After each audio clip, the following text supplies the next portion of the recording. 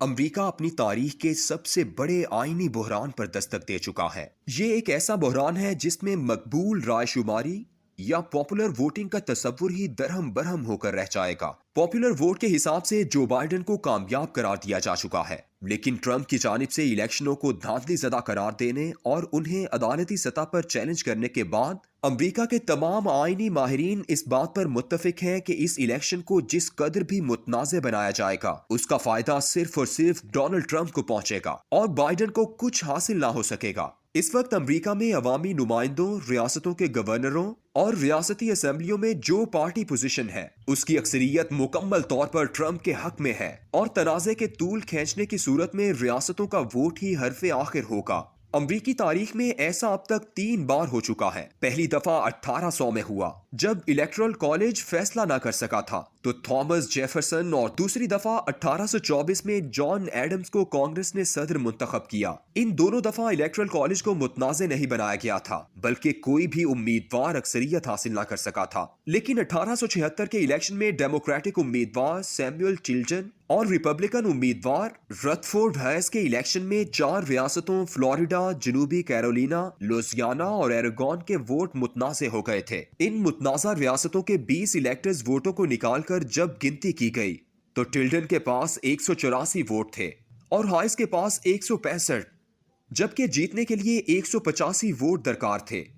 صرف ایک ووٹ کی کمی کی وجہ سے معاملہ کانگریس کے پاس چلا گیا اور 165 ووٹوں والے رتھفورڈ ہائس کو صدر منتخب کر لیا گیا۔ اس دور میں امریکی معاشرہ ایسے تقسیم نہیں ہوا تھا جیسا گزشتہ 4 سالوں میں ڈونلڈ ٹرمپ نے کر کے رکھ دیا ہے۔ 1876 میں صرف یہی آئینی بحران تھا جو ایوانوں میں زیر بحث تھا، لیکن اس دفعہ تو امریکی قوم ٹرمپ کے معاملے میں مرنے مارنے والی صورتحال سے دوچار ہو چکی ہے۔ جو بائیڈن نے تقریباً 7.5 کروڑ ووٹ حاصل کیے ہیں، جبکہ ٹرمپ کو بھی 7 کروڑ امریکیوں کا اعتماد حاصل ہوا ہے۔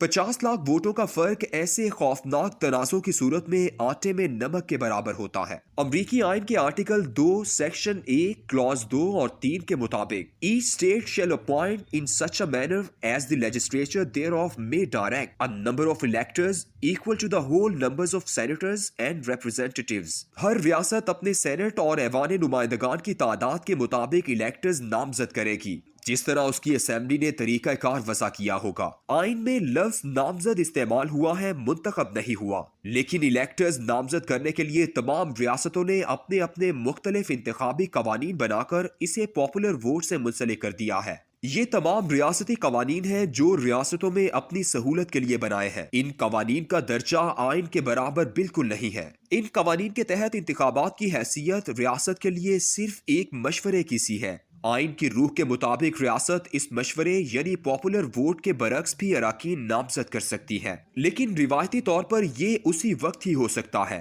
جب الیکشن کو متنازع بنا دیا جائے، اور الیکشن کو ٹرمپ کی ٹیم متنازع بنا چکی ہے۔ موجودہ 2020 کے الیکشنوں میں 9 ریاستیں مشیگن، وسکونسن، آیاوا، اوہایو، پینسلوینیا، شمالی کیرولینا، جارجیا، ایریزونا اور فلوریڈا ایسی ہیں جنہیں انتخابی لحاظ سے معلق ریاستیں سوئنگ سٹیٹس کہا گیا تھا۔ انہی ریاستوں کے بارے میں ٹرمپ نے کہا ہے کہ یہاں پوسٹل بیلٹ اور مخصوص قوانین کے ذریعے وسیع پیمانے پر دھاندلی کی گئی ہے۔ اس دھاندلی کے خلاف اس کی ٹیم باقاعدہ عدالتوں میں جا رہی ہے۔ اس معاملے کا فیصلہ عدالتوں میں جس کے بھی حق میں ہوگا، دوسری پارٹی اگلی عدالت میں چلی جائے گی۔ ان 9 ریاستوں کی اسمبلیوں میں سے 8 ریاستوں کی اسمبلیوں میں ٹرمپ کی پارٹی ریپبلکن کی اکثریت ہے اور اسی کے گورنرز ہیں، سوائے ایک مشیگن ریاست کے جہاں ڈیموکریٹک گورنر ہے۔ اس متنازع صورتحال میں اگر یہ 8 ریاستیں جو ٹرمپ کی پارٹی کی ہیں، ان کی اسمبلیاں اگر یہ قانون منظور کر لیتی ہیں کہ ہم ان متنازع الیکشنوں کے نتائج پر عمل کرنے کے بجائے آئین کی روح کے مطابق اپنی مرضی کے الیکٹرز اسمبلی سے منتخب کرنے کے بعد انہیں نامزد کر کے الیکٹرل کالج میں بھیجتے ہیں، تو امریکہ میں ایک دم تنازع بھڑک اٹھے گا۔ ظاہر بات ہے ڈیموکریٹک اس ریاستی عمل پر عدالتوں میں جائیں گے، مگر آئینی طور پر وہ اپنا مقصد حاصل کرنے میں کامیاب نہیں ہو سکتے۔ کھینچاتانی بڑھے گی تو ٹرمپ کا منصوبہ اپنے نتائج حاصل کرنے کے لیے مکمل طور پر تیار ہوگا۔ اگر کوئی ایک ریاست جس میں ریپبلکن گورنر برسر اقتدار ہے، جیسے فلوریڈا جس کے 29 ووٹ ہیں، وہ اپنے الیکٹرز خود نامزد کر دیتی ہے تو یہ الیکٹرز متنازع ہو جائیں گے۔ ان حالات میں جب 6 جنوری 2021 کو صدر منتخب کرنے کے لیے الیکٹرل کالج کا اجلاس بلایا جائے گا تو آئین کے مطابق متنازع ووٹوں کو گنتی میں سے نکال کر ٹرمپ اور بائیڈن کے درمیان ووٹنگ کروائی جائے گی، جس کا واضح نتیجہ یہ نکلے گا کہ کوئی ایک امیدوار بھی 270 ووٹ حاصل نہیں کر سکے گا۔ جب ایسا ہو گیا تو پھر امریکی آئین ایوان نمائندگان ہاؤس آف ریپرزینٹیٹیوز کو یہ اختیار دیتا ہے کہ وہ ان دونوں میں سے اپنا اگلا امریکی صدر منتخب کریں۔ اس انتخاب کے لیے آئینی طور پر ہر ریاست کو صرف ایک ووٹ حاصل ہے۔ جب یہ آئینی کشمکش اس مقام پر پہنچے گی کہ ہر ریاست اپنا ووٹ ڈالے تو ٹرمپ کی فتح یقینی ہو جائے گی، اس لیے کہ اس وقت امریکہ کی 50 ریاستوں میں سے 26 ریاستوں کے گورنر ٹرمپ کی پارٹی ریپبلکن کے ہیں اور 23 گورنر جو بائیڈن کی پارٹی ڈیموکریٹ کے ہیں۔ اگر واشنگٹن ڈی سی میں ڈیموکریٹ پارٹی کے میئر کا ووٹ بھی شامل کر لیا جائے تو پھر بھی ٹرمپ 2 ووٹ کی اکثریت سے صدر منتخب ہو جائے گا۔ اس مقام تک آئینی کشمکش کو لانے کے لیے ٹرمپ کی ٹیم کو صرف اور صرف ایک کام کرنا ہے، اور وہ یہ کہ ہر صورت میں الیکشن کو ممکن حد تک متنازع بنائے رکھنا، اس کے نتائج کو تسلیم نہ کرنا اور معاملے کو 6 جنوری 2020 کے اجلاس تک پہنچانا۔ 6 جنوری کی جیت کے بعد ٹرمپ نے صرف اپنی اس صدارتی جیت پر خود اپنے ہی دستخطوں سے مہر تصدیق ثبت کرنا ہے۔ یہ ہے وہ تمام صورتحال جس کی وجہ سے ٹرمپ اور ٹرمپ کی ٹیم میں اس قدر اعتماد ہے کہ ٹرمپ نے گزشتہ دنوں پینٹاگون کے سربراہ مارک ایسپر کو ایسے وقت برطرف کیا جب روایتی طور پر جانے والا صدر ایک خاموش بطخ کی صورت ہوتا ہے۔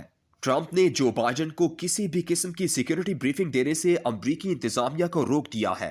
امریکی اسٹیبلشمنٹ ٹرمپ کے خلاف ایکشن لینا چاہتی ہے، لیکن وہ ان 7 کروڑ ووٹر سے خوف زدہ ہے جن کو ٹرمپ نے گوری نسل پرستی کے نام پر جگایا اور مسلح کر دیا ہے۔